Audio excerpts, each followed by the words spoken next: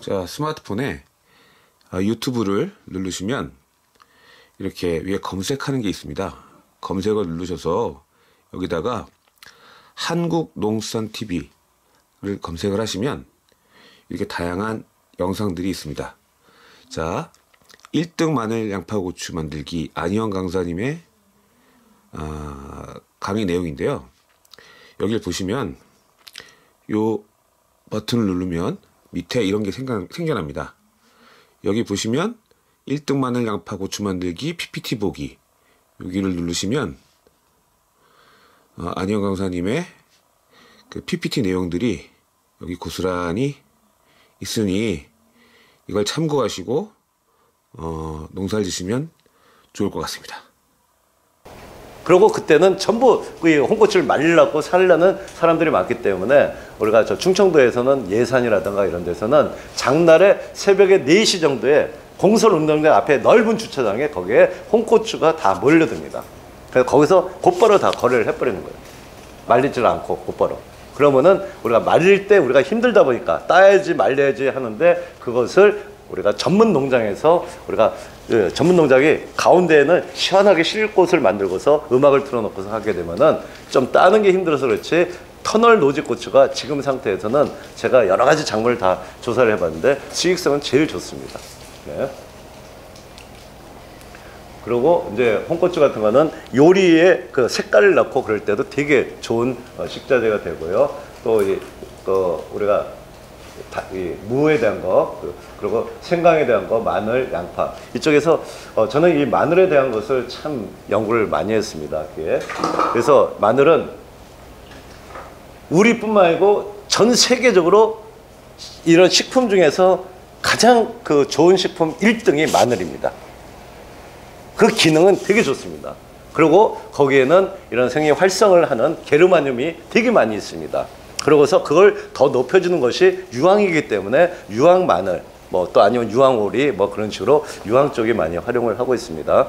자, 그런데 여기서 우리가 주의해야 될 건 뭐냐면은, 마늘하고 양파가 1차 추비를 주는 것을 책에 보게 되면 2월 20일 정도로 거의 다 그렇게 나오고 있습니다. 근데 몇 년 동안에 날씨가 갑자기 더워지고 올해처럼 이렇게 겨울 날씨가 평탄하게 갈 때는 있잖아요. 실제로 1차 추비를 주는 적기는 뿌리가 뻗는 시점에 줘야지만이 뿌리가 그걸 먹고 뻗어가지고서 나가게 되는데, 실제로 그것을 우리는 1월 19일 날 20일 정도에 그때 비가 올 때 하루 전날이나 비가 오고 나서 주게 되면은 그 시점은 벌써 뿌리는 다 나오고 이파리가 자라는 시점에 그때 요소 위주로 주게 되면은 이파리만 무성해지고, 그 상태에서 뿌리가 이파리를 지탱을 못하게 되고, 또 질소가 땅에 깔리면 있잖아요.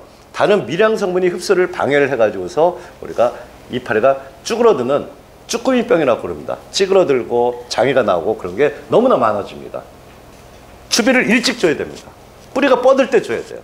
그럼 2차 추비도 3월 22일 정확히 한 달 있다 주는 거예요. 한 달서부터는 우리가 구가 비대를 하는데 비대 초반에 줘야 되는데, 또 비료를 뿌려놨는데 지난해도 그렇고 비가 안 오다 보니까 4월 달에 돼서야 그게 녹아서 들어가게 되면은, 그러면은 이게 거꾸로 이게 우절하기만 하고 병이 많아집니다. 그래서 추비는 양파도 그렇고 우리가 이 1차는 1월 이제 중순에서도 1월 10일 정도, 그리고 이런 2차의 경우에서도 3월 달 10일에서 15일 사이, 10일 그 정도에 좀 더 당겨준다 생각을 하시고요. 또 하나는 얘들은 겨울을 넘기는 월동 작물들입니다. 월동 작물들 추위에 되게 강합니다. 그리고 습성상 시원할 때 비대가 되는 게 얘들이에요. 거꾸로 온도가 높아지게 되면은 이 끝이 고살하게 돼 있어요. 그리고 비대 속도가 더 떨어지게 돼 있습니다. 그러다 보니까 지금 앞으로 5월 달에 날씨가 5월 중순서부터 급격히 올라갑니다. 옛날에는 서서히 올라갔었는데, 그리고 6월 말에 비가 왔었는데 지금은 급격히 올라간 상태에서 비가 안 온 상태로 갑니다. 그래서 이 구비대에는 상당히 나쁜 쪽으로 흐르기 때문에 우리는 지금 평상시보다도 마늘, 양파 이런 감자 쪽에서는 10일 정도를 더 땡겨서 생각을 하고 10일 정도 더 빨리 물 줄 거 주고 관리를 해가지고서 뜨거워지는 것을 10일 정도를 더 피해 가야지만이 제대로 된 물건을 만들 수가 있습니다. 예. 또 이제 과체류에 대한 것도 오이는 지금 한 6만 원 정도 하고 있고요. 그 오이는 일손이 제일 많이 듭니다. 그 대신 뭐냐면 가격이 맞을 때 수량도 잘 나와주면 한꺼번에 좀 돈이 많이 나오는 작물이고요. 그다음에 여기서 딸기 이건 고설적으로 하고 있습니다. 학생들한테 딸기를 급식을 넣어줘야 됩니다. 애들이 제일 좋아하는 게 보면은 딸기 쪽입니다. 그래서 우리가 친환경 급식을 원할 때는 간식용으로 딸기에 대한 거를 해야 되고요. 이 상태에서 이 딸기가 있잖아요. 이게 뭐냐면 논산 쪽에서는 11월 1일 날에 첫 수확이 들어갑니다. 지역적으로 전체에서 11월 1일이 첫 수확이에요. 그리고 제일 늦게까지 수확을 하는 사람이 6월 말일까지 수확을 합니다. 근데 품종이 더 좋은 것들이 많아지고 있고 고당도가 있고 물르지 않는 게 있고 이 상태에서 우리가 연속적으로 수확을 다 하게 만들 수가 있습니다. 그렇게 되면은 1년 240일 동안을 하루도 안 쉬고 좋은 딸기를 수확을 할 수 있습니다. 그런 작물이 별로 없어요. 메론은 한 번만 따면 끝이잖아요. 그렇죠? 그래서 딸기에 대한 것을 급식 품목으로 해가지고서 그것을 여러분께서 안정적으로 생산을 할 수 있는 걸 하고요. 당도에 대한 거 그건 충분하게 다 올릴 수 있습니다. 당도에 대한 거. 다음에 물러지는 거. 물러서 썩고 오른 거. 주머니 넣어 갖고 다녀도 물르지 않을 만큼 그렇게 단단하면서 맛이 좋게 만들 수가 있습니다. 그런 기술 다 여기 뭐냐면은 우리 기술진들이 갖고 있습니다. 그럴 때 주기적으로 딸기에 대한 것을 생산한 것을 납품 그 시기를 맞춰가지고 그걸 담당하는 쉽게 선생님들이 딸기에 대한 맛을 보면은 환장을 할 겁니다. 그래서 비타민 공급하고 또 농약에 대한 안정성이 항상 걱정이 되는 게 딸기인데 그것을 이 모두싹을 해서 친환경으로 재배를 하게 되면은 다 가능하게 됩니다. 예.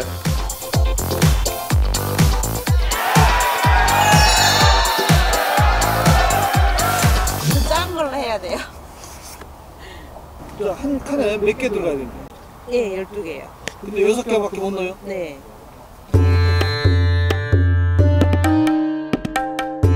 농사를 20년, 30년 하신 분도 끝날 때까지 9개까지 따는 분은 아무도 없어요. 수확을 몇 개 했어요? 요거 하나, 둘, 세 개 했네요. 3개 하고 지금 남은 게 수확할 수 있는 게? 네, 달리는 게? 둘, 넷, 6개. 6개. 그러면 총 9개를 수확할 수 있는 거네요? 예. 꽃대 하나에서? 예. 오, 그래요? 예. 몇 개 남아야 나면 쉬어줘 보세요. 둘, 넷, 6개, 7개. 근데 여기서 하나는 어떻게 될지 모르겠어요. 예. 이게 상태로 봐서 아직 놔둬보는데. 6개는 더 수확할 수 있다. 예, 예. 그럼 9개 수확한다? 예. 이것도? 예. 예. 지금 꽃대도 막 바로 또 이왕 나오고 다 있고. 밀고 나오고 있습니다. 또 밀고 나오고 있어요? 2개. 아우, 엄청납니다. 어디 보여줘 보세요. 예, 쌍갈래로. 자, 여기서 나왔죠? 예, 예. 대 보세요, 이거. 그러네요. 엄청나죠? 한 나무에서. 예. 소량이죠? 저 농사진 지 얼마 3년째인데. 딸기 농사 3년? 예. 출자에 출자. 근데 제가 사람들 응애 때문에 이 근방에 후배들 다 죽으려고 하는데 저는 응애 하나는 자신 있어요, 이게. 예. 예, 예. 여기서 이렇게 하면 다 보이거든요. 예. 근데 하나도 없잖아요. 깔끔하잖아요. 이게, 이게 묵은 잎이에요, 이게. 예. 흰잎도 아니고. 묵은 잎인데. 예. 예. 이게 오래된 묵은 잎이고. 해커 같은 경우는 아예 뭐 깔끔 자체 그 자체고요. 예. 뭐 아무것도 없어요. 예. 뭐 먼지 하나도 없고. 예. 흰가루는 아예 뭐 서량은 흰가루 찾아볼 것도 없고. 이거 한 뒤로. 밭에다가 특별히 비료를 더 줘줬다든지 아니, 특별히 뭐 있을 거 아닙니까? 똑같- 뭔가 있으니까 좋아졌을 거 아니에요? 그렇죠. 네, 다른 건 다 똑같이 들어가는데 제가 한 가지 첨가하는 게 한 가지 있죠.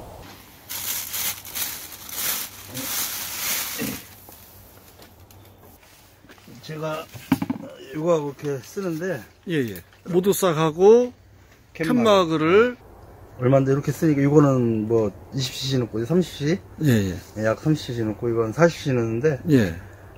비용적으로는 뭐 다른 데는 자주 하는 거고 이거는 뭐 한 달에 2번 내지 3번 치니까 뭐 거의 돈 안 들어가는 거죠.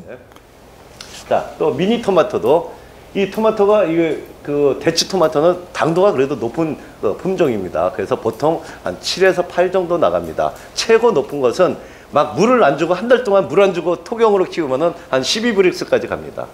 수박이 맛이 좋은 게 12브릭스인데 그 정도까지 가면은 진짜 좋은데 그만큼 수량이 안 나오죠. 그래서 이것을 평상시에 재배를 하면서 당도를 높이면서 안정적으로 재배할 수 있는 기술들이 또 있습니다. 그걸 활용을 하면은 물건도 많이 나오고 그러는데요. 완숙 토마토가 사실은 이 건강이 더 좋은데 애들이 급식에서 먹긴 좀 힘들고 썰어서 줘야 되는 그런 게 있고 그렇기 때문에 또 당도가 이 완숙이 우리가 한 5브릭스에서 6브릭스밖에 안 나옵니다. 맛이 애들한테는 안 맞아요. 그러면서 점점 소비가 좀 떨어지고 있는 그런 실정입니다. 그래서 우리는 이런 대추 토마토를 칼라로 해서 노란색하고 여러 색깔을 해가서 초록색으로 익는 것도 있습니다. 칼라가. 그래서 여러 가지를 우리가 같이 알록달록하게 넣게 되면 초콜릿 색깔도 있고 괜찮고요. 또 메론에 대한 것도 메론 있잖아요. 여기서 네트 메론 있지만은 네트가 없이 아주 노란색, 아주 하얀색도 그것도 잘라서 주게 되면 상당히 품질이 좋고 당도가 좋습니다. 그런 메론 사업도 점점 소비가 늘어나고 특히 극고온이 되는 여름에 가장 잘 버틸 수 있는 작물이 메론입니다.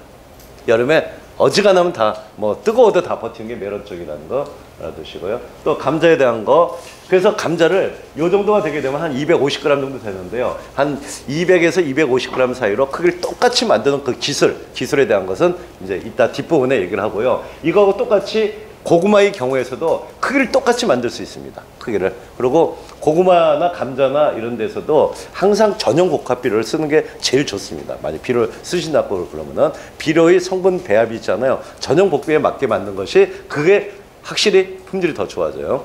그리고 옥수수도 우리가 이쪽에서는 옥수수 재배가 별로 없습니다. 다만 이렇게 바닷가를 좀 붙은 데라든가 시원한데 또 바람을 어느 정도 너무 세게 닿지 않는 그런 데서는 이 옥수수에 대한 거 있잖아요. 간식용으로 우리가 이 옥수수도 또 재배를 해야 됩니다. 그래서 뭐 옥수수가 뭐 재배 기술이 뭐 필요하겠냐 하겠지만은 옥수수는 중간이 좀 길어지면서 나중에 연약하게 되고 비대가 좀 안 될 때가 많습니다. 그래서 옥수수에도 몇 가지 기술을 투입을 하면요. 신기할 정도로 이 끝에까지 통통한 게 쭉 유지가 되다가 갑자기 마무리가 딱 돼버립니다. 알도 끝에까지 차게 만들 수 있습니다. 그렇게 해서 나갈 수 있고요. 콩에 대한 것도 지금 콩이 요게 붙어 있는 데가 요게 한 자리에서 꼬투리가 3개 붙는 게 있고 2개 붙는 게 있고 하나 붙는 게 있고요. 꼬투리 하나에서 알이 2개 있는 게 있고 3개 있는 게 있고 여러 가지가 많습니다. 우리는 콩에 대해서 조금만 더 연구를 하고 기술 투입을 하면은 우리가 300평에서 평당 2kg씩 600kg 나오면은 콩농사 괜찮습니다. 아주 콩에 대한 거 좀 더 우리가 준비를 더 해야 될 걸로 보고 있습니다. 그래서 이렇게 재배 작물은 여러 가지 다양화되고 있고 점점 이게 난지형 작물이 위로 북상을 많이 하고 있으면서 막 물건이 섞이는 그런 단계가 되고 있습니다. 자, 여러 가지 작물들이 있게 되고요. 여기에 관여되는 요인들이 여러 가지가 많습니다. 그래서 학교 급식은 여러 다품목이다 보니까 되게 이게 복잡하고 뭐 시기적으로 때를 맞춰야 될 때 놓치는 경우도 많고 그러기 때문에 그런 거에 대해서 주산 품목에 대한 것을 좀 더 한 페이지짜리로 기술적인 것은 한 페이지, 다음에 매뉴얼에 대한 한 페이지, 그래서 작물별로 한 2페이지짜리 이런 기술 자료들이 좀 정립이 좀 돼야 될 걸로 좀 보고 있습니다. 그 중에는 우리가 이런 토양에 대한 것을 조금 더 기술적인 것을 정립을 하고 투자를 해야 될 때로 보고 있습니다. 그래서 여기 있는 토양에서는 우리가 땅이 눌러진 상태, 이런 상태에 여기다가 뿌리를 받게 되면은 제대로 크지를 못합니다. 그래서 이렇게 우리가 입단이라고 해서 공기가 들어가게끔 하는 거고요. 다음에 처음에 심었을 때 있잖아요. 심었을 때 통기성이 안 좋으면은 산소 공급이 없어서 뿌리가 뻗지를 못합니다. 우리가 애들한테 좋은 급식용 식재들을 공급할 때는 첫 번째가 A급 묘를 키우는 것. 만약에 그걸 전부 다 뭐냐면은 외부에서 프로그 묘 가지고 사온다고 그럴 때 있잖아요. 절대 프로그 육묘장을 믿지 마십시오. 그리고 안면이 있고 그동안 거래했으니까 거기만 거래해야 된다. 절대 그렇게 하지 마십시오. 전국에 한 400군데가 되는 육묘장들은 지금 세균과 곰팡이와 해충에 전부 다 오염됐다고 보시면 됩니다. 그리고 관행적으로 하는 경우도 많아요. 심지어 농식품부에서는 육묘장이 문제가 심각하다 보니까 그 육묘장에다가 맨날 그 너희들 시설 개선해라, 뭐 병충해 방지해라, 막 그렇게 공문을 계속 보내요. 그럼 그 사장들은 야, 우리도 할 만큼 다 해. 뭐 하면 너희들이 와서 하라고. 그렇게 배짱인 데가 되게 많습니다.